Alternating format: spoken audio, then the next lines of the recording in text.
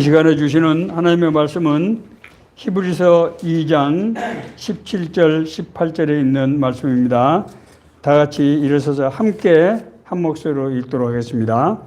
그러므로 그가 범사의 형제들과 같이 되심이 마땅하도다. 이는 하나님의 일에 자비하고 신실한 대제사장이 되어 백성의 죄를 속량하려 하심이라. 그가 시험을 받아 고난을 당하셨은즉 시험 받는 자들을 능히 도우실 수 있느니라. 아멘. 예, 앉아 주십시오.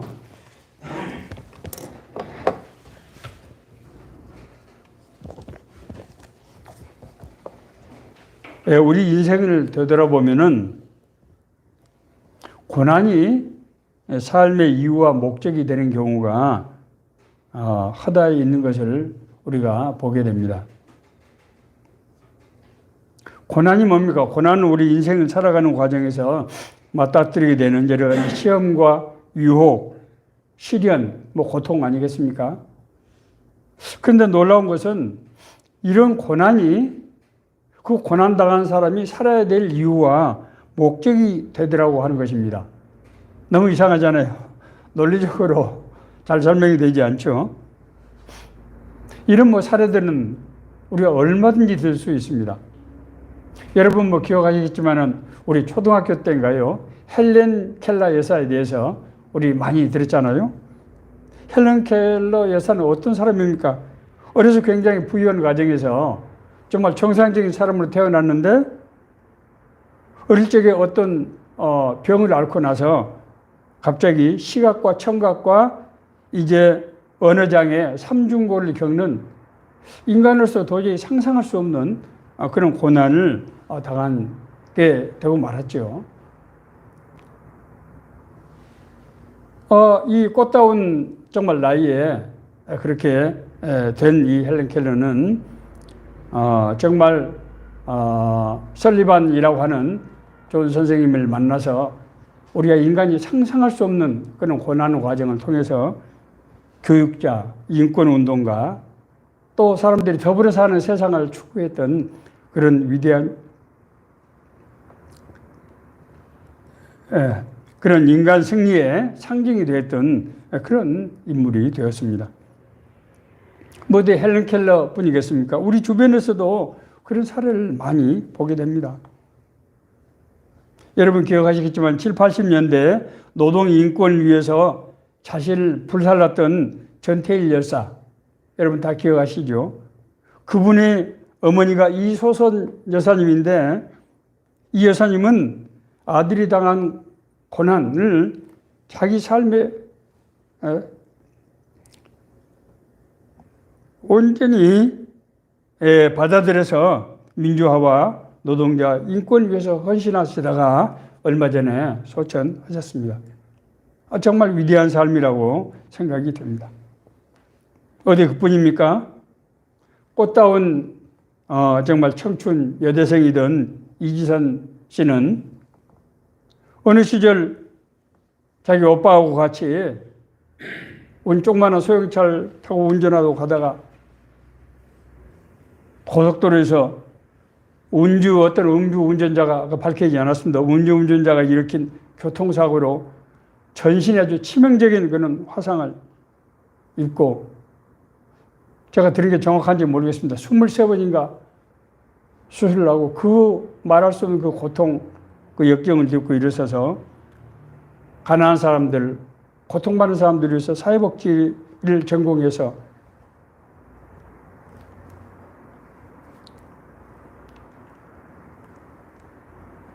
자기 모교 이화여대에서 교수가 된 그런 인물이죠. 많은 사람들에게 희망을 준 그런 분이라고 생각합니다. 제가 젊었을 때 읽은 소설 중에서 굉장히 감동, 충격이라고 할까, 이창준이 쓴 낮은 대로 임하소서라는 소설이 있었어요. 이창준 작가의 아주 출세작이라고 할 수 있는 그런 작품이죠. 실제 주인공인 이 안요한 목사님 이 얘기입니다. 이 안요한 목사님은 자기 부친이 목사였어요. 시골에서 목회를 하는데 너무너무 힘들게 목회하는 것을 보고 자기가 그 아버지 밑에 자라면서 나는 절대로 목사가 되지 않겠다. 이렇게 해서 자기 성공을 위해서 하나님을 떠나서 세상에 방황하다가 이유를 알 수 없는 질환으로 이분이 시각장애가 되고 말았어요. 뒤늦게 하나님 앞에 돌아온 후에 이제 그게 무슨 한빛 장애 무슨 선교회인가 하는 그런 선교회를 세워서 수많은 시각장애인들을 구원으로 인도하시는 그런 놀라운 사역을 하셨던 분입니다. 그런가 하면은 많은 신자들이 예수님의 삶을 따라 사는 것은 성경에 기록될 정도로 특별한 인물들, 특별한 사람들이거나 최소한 이제 목회를 전업으로 하는 목사나 무슨 전도사나 그런 사람들이 예수님을 따르는 삶을 사는 것이고 일반 신자들은 그냥 성경의 가르침에 따라서 예배하고 또 올바로 살려고 노력하는 그런 정도로 생각하고 있는 경우가 많은 것 같습니다. 왜냐하면 그리스도를 본받는 삶 자체가 너무나 고귀해서 흉내를 내기조차 어렵고 또 육신을 가진 인간이 어떻게 그렇게까지 살 수 있겠느냐, 그렇게 살기는 어렵다고 지레 생각하기 때문이 아닌가 생각이 됩니다. 그런데 성경은 그렇지 않다는 것을 우리에게 가르치고 있습니다. 성경은 성도가 하나님의 자녀일 뿐만 아니라 하나님 나라의 상속자라고 얘기를 하고 있는데 이 상속자라는 개념은 아주 중요한 개념입니다. 그것도 예수 그리스도와 똑같은 상속자라는 거예요. 바울 사도는 예수 그리스도가 맏아들이고 우리는 그 뒤에 따라가는 동생이라고까지 표현을 하고 있어요. 베드로 사도는 신자를 왕같은 제사장이고 거룩한 나라다, 그렇게까지 표현하고 있는 것을 볼 수 있습니다. 이것이 말뿐입니까? 실제로 성도들 가운데 성령의 인도하심과 역사를 통해서 정말 그리스도와 동행하는 삶을 사는 사람들을 우리가 어렵지 않게 보게 됩니다. 평신들 중에서 그런 분들이 정말 너무너무 많이 있는 것을 우리가 알게 됩니다. 그렇다면 하나님 나라의 일을 하는 데 있어서 목회자와 일반 성도를 구분하는 것이 얼마나 무의미한 일인가 하는 그런 것을 이제 느끼게 됩니다. 오늘 본문은 예수님께서 자신이 겪으신 고난으로 인해서 고난당한 자들을 도울 수 있게 됐다, 그렇게 지금 말씀하고 있습니다. 이 말씀이 우리 일반 성도들에게, 우리 모든 신자들에게 주는 메시지가 구체적으로 무엇인가 하는 것을 오늘 생각해 보자 하는 것입니다. 오늘 우리 함께 읽었던 본문은 예수님께서 겪으신 두 가지 고난에 대해서 말씀하고 있습니다. 자, 하나님의 본체이신 예수님께서 종의 모습을 입고 오셔서 사람들과 같은 육신의 존재가 됐다는 거예요. 종의 모습이라고 하는 것은 하나님의 종으로서, 하나님의 본체이신 예수님이 하나님의 종으로서 육신의 존재, 육신을 입은 그런 존재로 오셨다는 거죠. 이걸 이제 신학적으로는 자기 비하의 고난이다, 그렇게 얘기합니다. 자기 비하.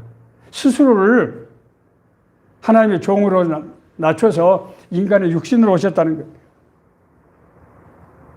그렇게 오신 예수님께서 자기 자신을 제사의 제물로 드림으로써 모든 사람의 죄를 용서하는 대제사장의 직임을 감당하셨다고 하는 것입니다. 이것을 희생의 고난이라고 얘기합니다. 예수님은 자기 비하의 고난, 희생의 고난을 통해서 죄로 인해서 고난받는 사람들을 능히 도우실 수 있는 그런 자리에 서게 되었다고 하는 것이 오늘 말씀입니다. 본문에서 예수님을 대제사장에 비유하고 있습니다. 여러분, 대제사장이 어떤 직임입니까? 1년에 한 번 하나님 앞에 하나님께서 택한 사람만 들어갈 수 있는 지성소 안에 들어가서 모든 족속의 죄를 대신 사해서 새롭게 하는 그런 역할을 맡은 인간과 하나님 사이의 중보자가 바로 대제사장이죠. 예수님을 이 오늘 본문은 대제사장이라고 그렇게 묘사하고 있습니다. 로마서 6장 23절에 보면은 죄의 삭은 사망이요 하나님 은사는 그리스도 안에 있는 영생이다 이렇게 말씀하고 있습니다. 창세기 3장에 이제 인간이 아담과 하와가 하나님께서 금하신 금단의 열매를 이제 따먹게 되는 불순종을 범하게 되는데 그 죄의 대가는 뭡니까? 죽음, 영적인 죽음, 영원한 죽음을 인간에게 이제 이 인간이 맞게 됩니다. 그래서 예수님께서는 인간이 피할 수 없는 운명인 죽음을 멸하시기 위해서 죽음의 벌을 받게 될 그 인간의 모습으로 세상에 오셔서 모든 인간을 대신해서 자기 자신을 희생제물로 드리심으로써 모든 인간을 죽음의 벌로부터 죄로부터 자유롭게 하셨다고 하는 것입니다. 자, 예수님께서 그렇게 하셨다는 것이 그렇다면 우리에게 어떤 의미를 갖는 것인가? 예수 그리스도의 대속의 고난과 우리의 삶이 무슨 관계가 구체적으로 있다는 말인가 하는 것을 우리가 생각해 봐야 한다고 하는 것입니다. 앞서 말씀드린 대로 우리가 먼저 생각해야 될 것은 하나님의 자녀는 하나님 나라의 상속자라고 성경이 말씀하고 있다고 하는 것입니다. 우리가 구원받고 거듭나면은 하나님의 형상이 우리 심령 안에서 회복된다고 말씀드렸습니다. 하나님의 자녀가 된 것입니다. 하나님의 자녀는 하나님의 형상이 회복된 존재를 우리 하나님의 자녀라고 표현하고 있는 것이죠. 성령이 친히 우리 영과 더불어 우리가 하나님의 자녀인 것을 증언하시나니 누가 증언한다고요? 성령님이 우리 안에서 그렇게 깨닫게 하신다는 거예요. 로마서 8장 16절에 있는 말씀입니다. 또한 우리가 하나님의 자녀가 된다고 하는 것은 동시에 하나님의 나라의 상속자가 된다고 하는 것을 이어서 말씀하고 있습니다. 자녀인 또한 상속자, 곧 하나님의 상속자요. 그리스도와 함께한 상속자니 우리가 그와 함께 영광을 받기 위하여 고난도 함께 받아야 할 것이니라. 자, 이 말씀은 아주 우리에게 중요한 말씀입니다. 자녀이면 우리는 하나님 나라의 상속자가 되는 것인데 이 상속자는 그리스도와 같은 상속자라는 거예요. 예수님께서 하나님을 아버지라고 부르고 자신을 하나님의 아들이라고 표현했는데 그 예수님과 똑같은 상속자가 바로 우리라고 성경은 그렇게 지금 말씀하고 있는 것입니다. 자, 여기서 상속자에 대한 개념에 대한 오해가 좀 있는 것 같아요. 많은 사람들이 상속자라고 생각하면은 하나님께서 우리에게 큰 재물을 주시거나 무슨 큰 높은 직위를 주시거나 하는 것을 상속자라고 생각하는 그런 경향이 없지 않은 것 같습니다. 그러나 성경에서 말씀하시는 상속자는 우리가 하나님의 나라를 다스리는 권세를 받게 된다고 하는 거예요. 자, 생각해 보세요. 재물과 높은 지위를 얻게 되는 것이 대단합니까? 아니면은 하나님 나라를 다스리는 권세를 갖게 되는 것이 대단합니까? 네. 하나님 나라를 다스리는 권세를 갖게 되면은 재물이라든가 지위가 무슨 의미가 있겠습니까? 그렇지 않습니까? 창세기 1장 28절에 보면은 하나님께서 인간을 자신의 형상으로 만드시고 난 다음에 하시는 명령이 있습니다. 생육하고 번성하라, 땅에 충만하라, 땅의 모든 것을 다스릴지니라. 하나님께서 인간을 자기 형상으로 만들었다고 하는 것은 무엇 때문이라고요? 피조 세계를 하나님의 권세와 능력으로 다스리게 하기 위해서 그렇게 하셨다는 거예요. 우리가 하나님 나라 상속자라고 하는 것은 바로 이 말씀을 의미하는 것입니다. 그러므로 예수님과 똑같은 일을 하도록 부르심을 받은 우리들은 예수님이 받으실 영광과 함께 예수님이 받으신 고난도 그 고난에도 우리에게 참여하게 된다. 그렇게 말씀하고 있습니다. 제가 이렇게 말씀드리면은 지레 겁을 먹는 분들이 계실지 모르겠는데 우선 이 문제부터 여러분 놀라지 않게 말씀드리면은 로마서 8장 18절 이후에는 하나님께서 우리가 그 예수님과 함께 받을 고난에 대해서는 성령께서 우리를 보호하시고 인도하셔서 우리가 그 고난을 능히 극복하게 할 뿐만 아니라 영원한 하나님 나라까지 우리를 인도하신다고 기록하고 있습니다. 그래서 여러분들 혹시 걱정하실까 봐서 미리 제가 말씀드리는 것입니다. 자, 여기서 성경이 말씀하시는 고난은 그리스도께서 받으셨던 계속적 고난을 말하고 있습니다. 우리가 타인의 죄를 내가 덮어쓰고 그 죄값을 담당하는 고난을 우리가 받게 되는데 예수님께서는 자기를 따르는 무리들에게 그렇게 말씀하십니다.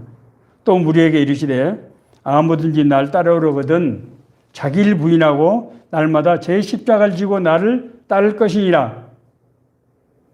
예수님이 지셨던 십자가를 예수님을 따르는 제자들, 하나님 나라 상속자들이 같이 지게 된다고 하는 것입니다. 자, 그러면은 예수님께서 십자가에서 순교하신 것처럼 우리도 순교해야 된다는 하는 것인가? 성경은 그렇게 말씀하고 있지 않습니다. 물론 순교의 은혜를 받은 분도 있겠지요.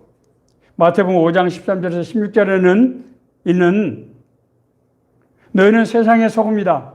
너희는 세상의 빛이다라는 말씀은 우리가 져야 될 십자가의 본질이 바로 세상의 소금과 빛의 직분을 감당하는 것이라고 성경은 말씀하고 있습니다.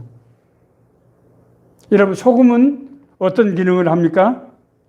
자신을 녹여서 사람과 사람을 화해케 하는 그런 기능을 이제 마태복음 5장 13절에 너희는 세상의 소금이니 라고 하신 말씀은 바로 그 뜻을 얘기하고 있습니다. 사람과 사람을 사이를 화해케 하기 위해서는 무엇이 전제가 되어야 됩니까? 먼저 하나님과의 우리의 화해가 있어야 합니다.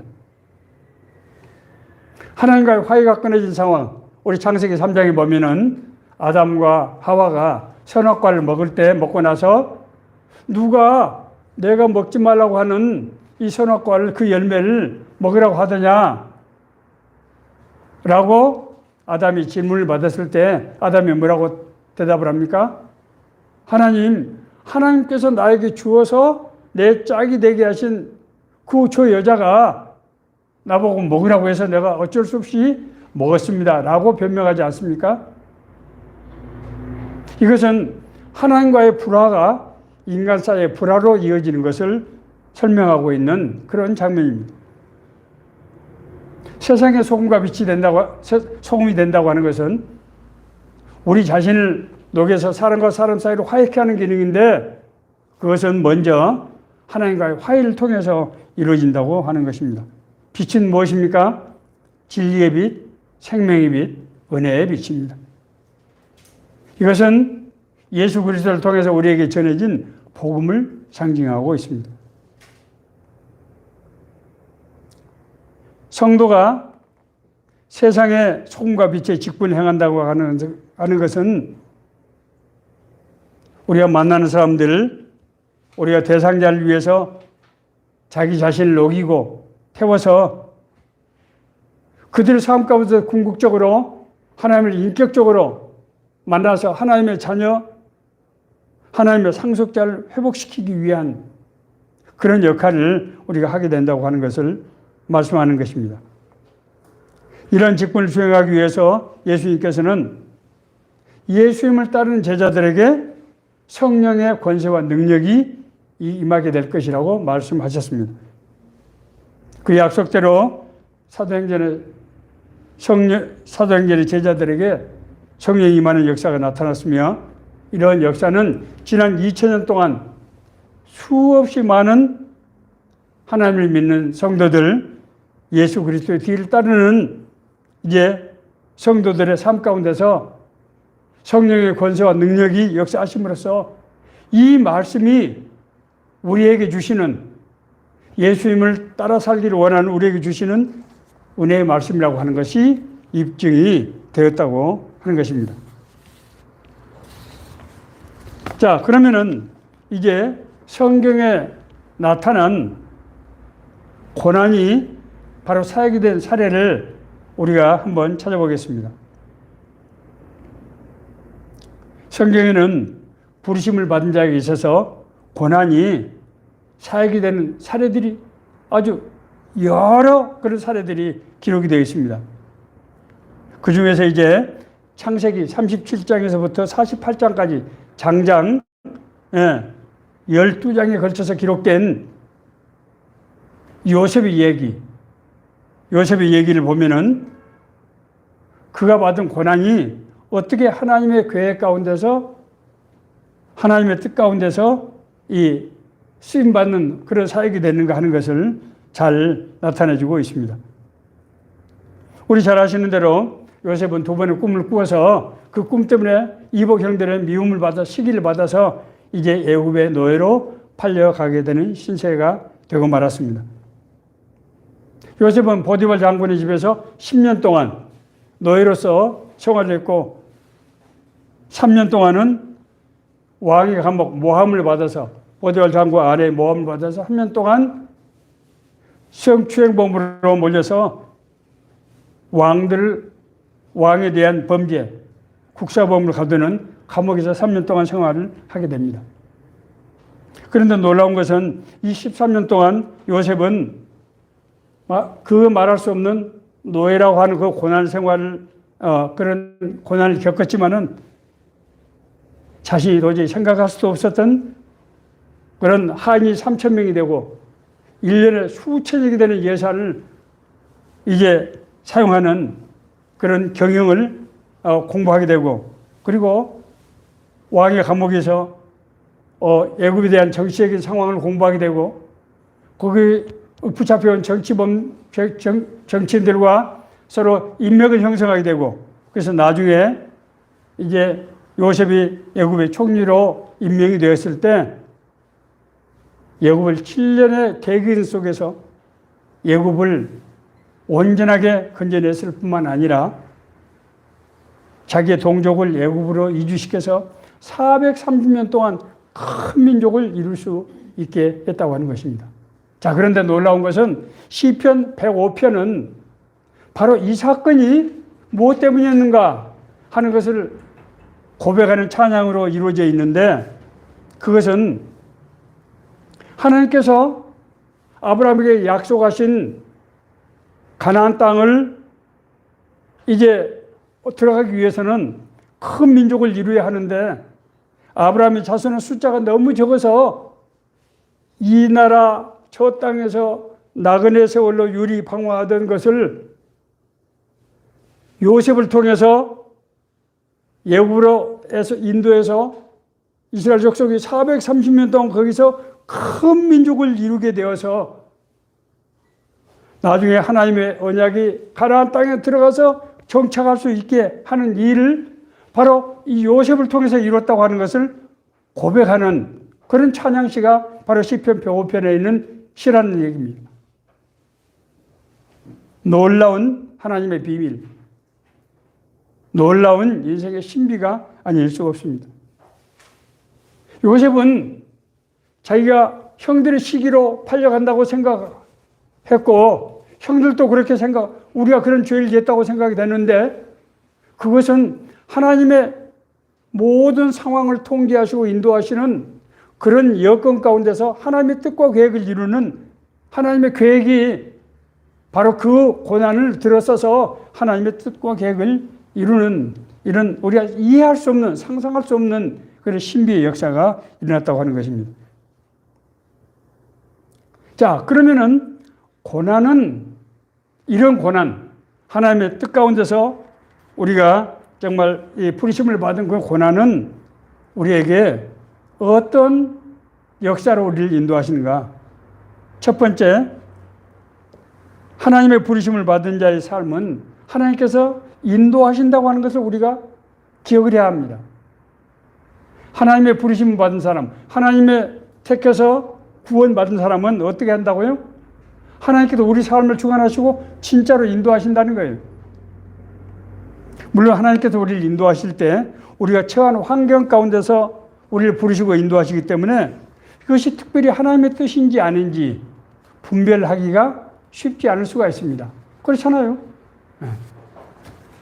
하나님께서 우리를 인도하실 때 내가 너를 이런 곳으로 인도한다고 명시적으로 말씀해 주시면 쉬울 텐데 대개는 그렇지 않죠. 그러나 우연히 일어났다고 생각하는 일들도 되돌아보면 여러 가지 여건들이 퍼즐처럼 연결되어 있어서 정말 하나님의 계획임을 알게 되는 경우가 많이 있습니다. 성경에는 그런 얘기들이 무수히 많이 기록이 되어 있어요. 제가 좋아하는 야곱의 얘기입니다. 야곱이 외삼촌 라반의 집으로 도피하게 된 것은 무엇 때문이었습니까? 그가 창작권을 탐냈기 때문이 아니었습니까? 예, 그렇죠. 사실 야곱은 사기성이 농후한 외삼촌 라반의 집에서 20년 동안이나 머슴살이를 했는데 이것은 누가 보더라도 명백한 고난의 삶이죠. 20년 동안 그 머슴살이를 그것도 자기 외삼촌 라반이 그 임금 품삯을 10번씩이나 어겼다는 거 아닙니까? 얼마나 힘들었겠어요. 자, 그런데 야곱이 외삼촌 라반의 집에서 20년 동안 머슴살이를 했기 때문에 4명의 아내로부터 11명의 아들을 얻을 수 있었고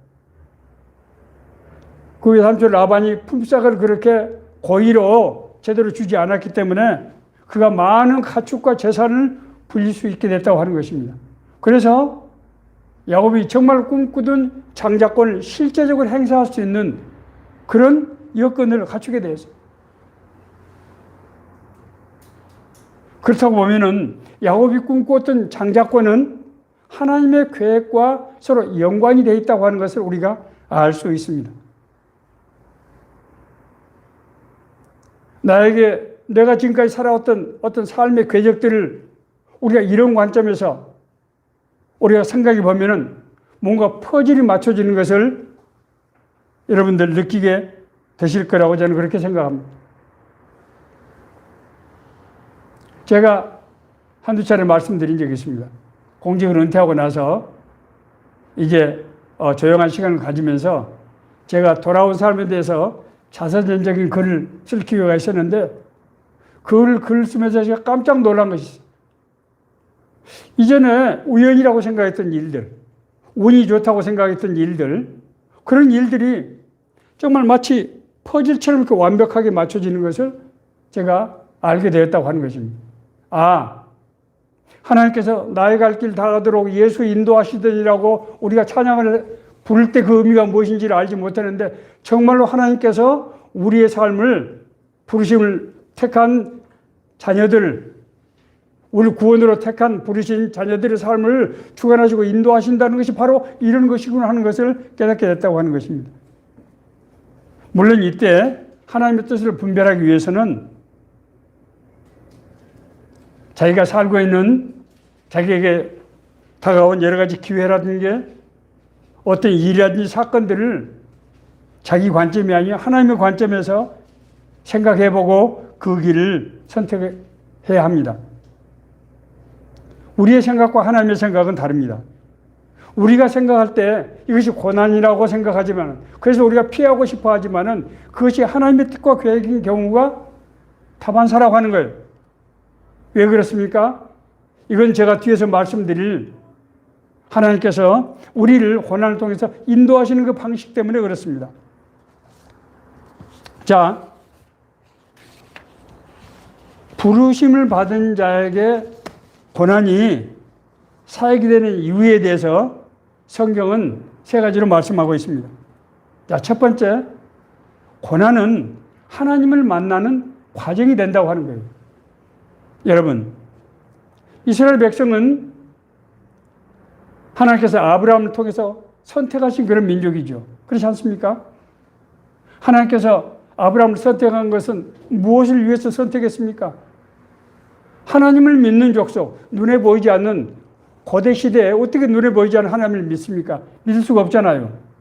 그렇기 때문에 하나님을 믿게 되는 사람들이 받는 복, 축복을 통해서 하나님 앞으로 인류를 인도하기 위해서 우리 아브라함을 택하신 것이죠.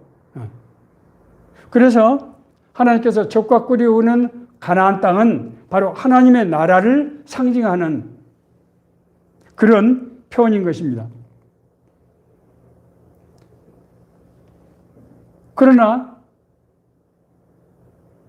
아브라함의 주신 그 약속을 믿었던 이스라엘 백성들에게 광야에서 삶은 도저히 이해할 수 없는, 아니 우리를 적과 꿀이는 가나안 땅으로 인도한다고 하더니 이 광야에서 몰아넣어서 40년 동안 여기서 우리를 다 죽게 하는구나 라고 생각을 했던 것이죠. 광야의 삶은 이스라엘 백성들의 기대와는 완전히 다른 그런 축복이 아닌 고난의 삶이었습니다. 그것은 물이 없었고, 그것은 먹을 양식이 없었고, 낮에는 더위와 밤의 추위로 견딜 수가 없었어요. 그럴 때 하나님께서는 그 문제를 어떻게 해결하셨습니까? 반석에서 샘물이 나게 해주시고, 지중해에서 만나와 메추라기를 보내서 먹게 하시고, 그리고 낮에는 구름기둥으로 이 햇빛을 차단하고, 밤에는 불기둥으로 기온을 높여서 이스라엘 백성들을 살게 하신 거예요. 이것은 무엇을 상징합니까? 하나님의 인도하심.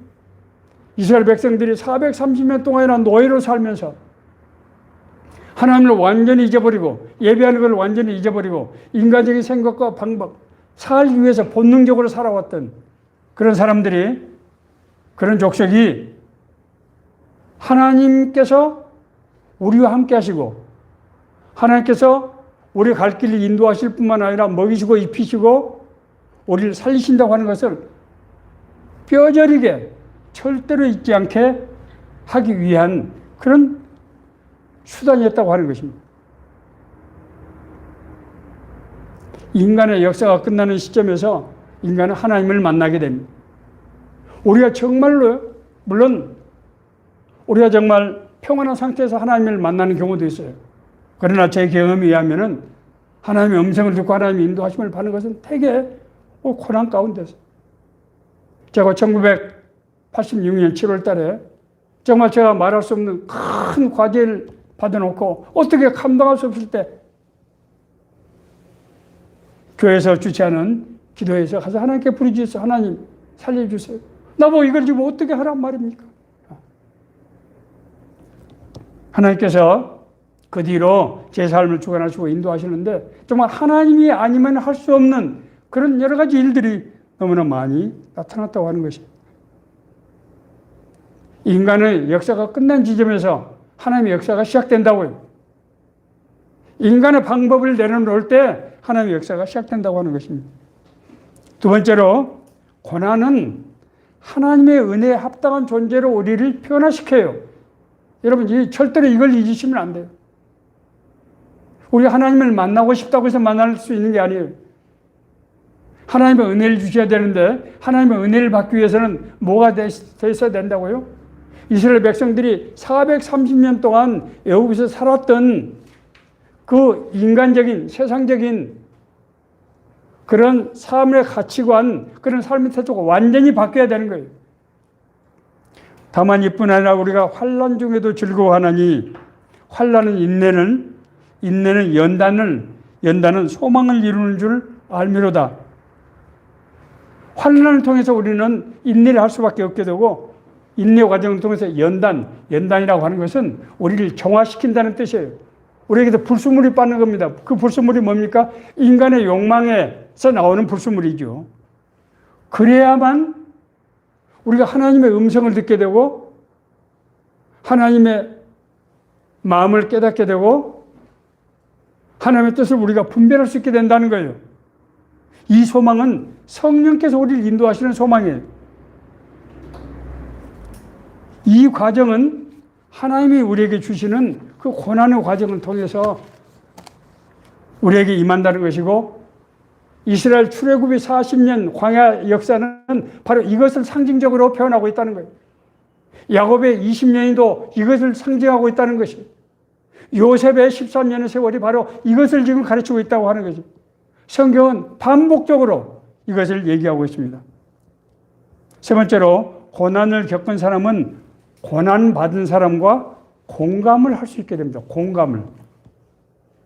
자, 어떤 사람들이 서로 공감한다고 하는 것은 두 존재가 삶을 함께하는 과정을 통해서 같은 느낌과 같은 경험을 통해서 서로 닮아가는 것을 말하는 거예요.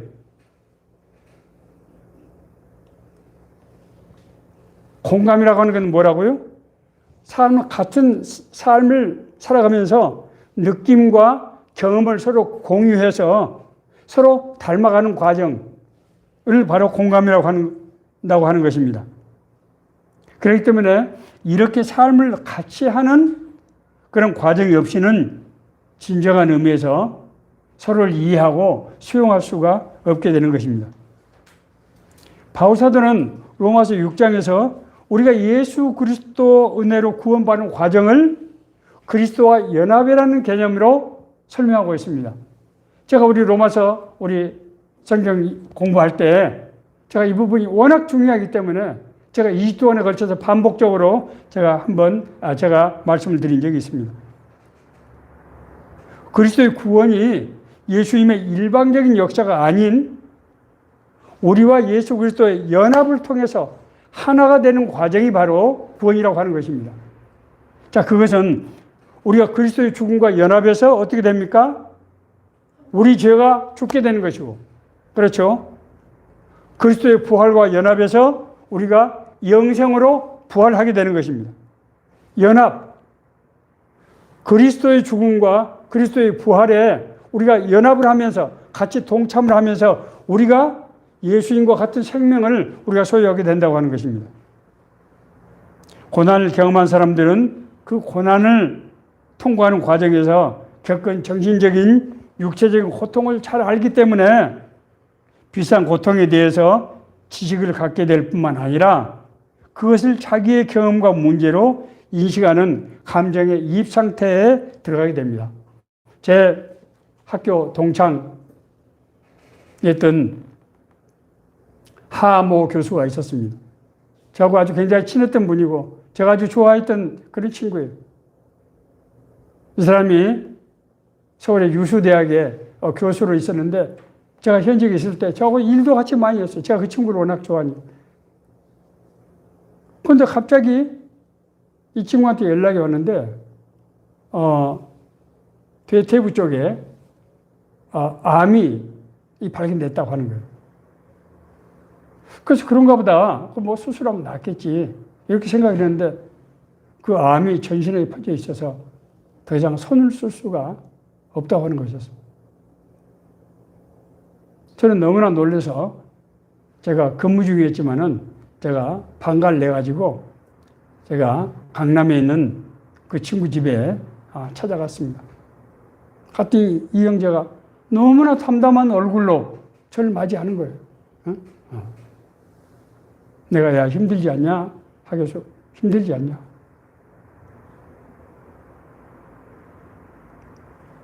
그랬더니 괜찮다는 거예요. 야 어떻게 괜찮냐? 응? 너 지금 나이가 지금 몇인데? 자기 가족 부인이 있고 애들이 있는데 보니까 그런데 자기하고 병원에서 똑같은 처지에 있는 사람을 만나서 서로 날마다 전화도 하고 서로 위로가 되고 그래서 많이 마음이 자기가 평정심을 회복했다고 저에게 그렇게 얘기한 적이 있습니다. 그리스도의 대속이 그리스도의 고난과 부활의 연합을 통해서 이루어지듯이 우리를 통해서 하나님의 은혜를 전달받은 사람도 우리가 그리스도의 죽음과 부활의 연합에서 받았던 은혜가 그 사람에게 전달돼서 그 은혜가 그 사람에게도 임하게 된다고 하는 것입니다. 제가 앞서서 이소선 여사님의 제가 예를 들었습니다. 이소선 여사님은 아들의 죽음을 통해서 정말 노동자의 인권 상실의 그 아픔, 그 말할 수 없는 고난을 겪었던 분이, 이분이 이 시위하고 있고 아주 여러 가지 상황에서 힘들어하는 노동자들 찾아가서 그들과 만나서 대화하고 서로 위로하고 할 때 그 노동자들이 이 받는 위로와 어떤 치유의 효과는 무슨 유명한 노동법의 전문가 또 무슨 인권의 전문가들이 가서 하는 강의 이런 것과는 질적인 차이가 있는, 다시 말해서 정말 그 자신들과 똑같은 그런 아픔을 겪고 고통을 뚫고 나와서 정말 꿋꿋하게 서 있는 그분을 볼 때 위로가 되고 치유가 되고, 그래서 많은 사람들이 우리 이소선 여사님을 통해서 소망을 갖게 되고 치유되고 회복되는 역사가 나타났다고 하는 것입니다. 이제 말씀을 정리하겠습니다. 오늘 본문은 하나님이 본체이신 예수님께서 종의 모습으로 오셔서 사람들과 같은 육신의 존재가 되셨고 자기 자신을 제물로 드림으로써 모든 사람의 죄를 용서하신 대제사장의 직임을 감당하셨다고 하는 것입니다.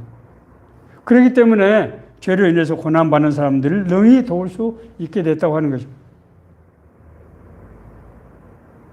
우리가 하나님의 자녀이며 하나님 나라 상속자라고 하는 것은 우리가 예수님과 똑같은 기능을 할 수 있는 권세와 능력이 성령을 통해서 우리에게 임한다고 하는 것입니다.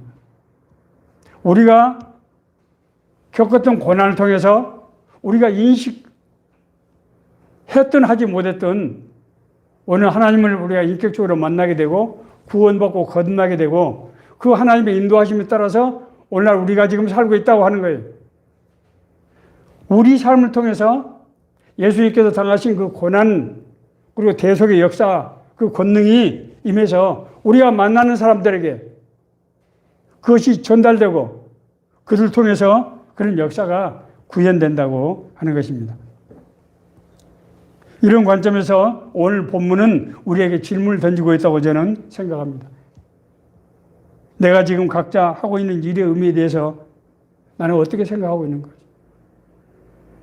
내가 지금 살고 있는 삶에 대해서 이것이 정말 하나님이 인도하시는 삶이라고 생각하고 있는 것입니다. 두 번째로 내가 무엇을 해야 할까라고 우리가 생각하고 있다면은 나는 오늘 주시는 말씀을 통해서 우리를 향하신 하나님의 뜻과 계획을 분별하고 하나님의 인도하심을 받는 그런 계기가 되기를 간절히 바랍니다.